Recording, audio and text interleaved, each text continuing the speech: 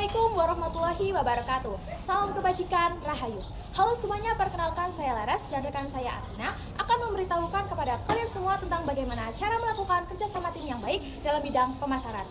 Kerjasama tim pemasaran adalah proses di mana anggota tim bekerja sama untuk mencapai tujuan pemasaran yang sama, dengan mengoptimalkan keahlian dan sumber daya masing-masing untuk menghasilkan hasil yang lebih baik dibandingkan jika bekerja sendiri. Kerjasama ini melibatkan kolaborasi, komunikasi, koordinasi, dan kepercayaan untuk mencapai efektivitas pemasaran. Kerjasama tim pemasaran yang baik dibangun melalui komunikasi yang efektif. Berikut adalah langkah-langkah dan tujuan. 1. Tentukan tujuan dan sasaran yang jelas. Pastikan semua anggota tim memahami tujuan pemasaran dan sasaran yang ingin dicapai.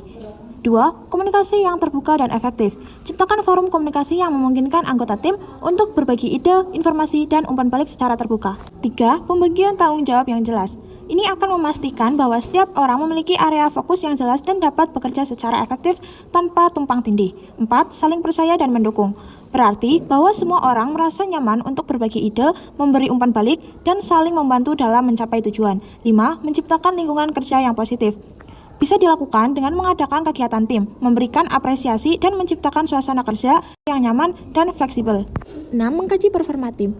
Ini akan membantu anggota tim untuk memahami kekuatan dan kelemahan mereka, serta area yang perlu ditingkatkan. 7. Menggunakan alat kolaborasi, seperti perangkat lunak manajemen proyek, CRM, atau platform komunikasi untuk memfasilitasi kerja tim.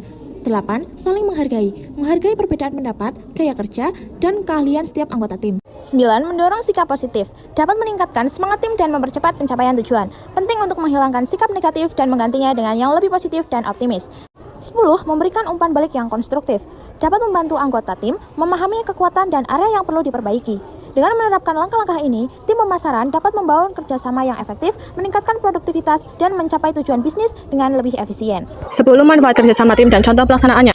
1. Kerjasama menghasilkan ide besar atau dalam sebuah tim berbagi ilmu pengetahuan. 2. Kerjasama meningkatkan kemampuan komunikasi atau kamu dituntut untuk mengekspresikan ide pendapatmu dengan jelas. 3. Mengurangi stres atau kerjasama tim dapat menumbuhkan motivasi selama bekerja. 4. Kerjasama meningkatkan produktivitas. Kerjasama tim dapat membuatmu bertemu dengan berbagai kepribadian yang dapat memotivasi kamu untuk terus bekerja. 5.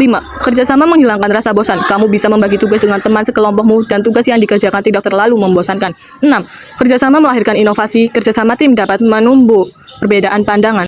7. Kerjasama meningkatkan keberhasilan. Ide dan inovasi yang dihasilkan dari kerjasama biasanya lebih unik dibanding ide yang dihasilkan individu. 8. Kerjasama meningkatkan keberanian, membuatmu berani melangkah dan mengambil keputusan karena kamu tahu risiko yang akan ditanggung bersama.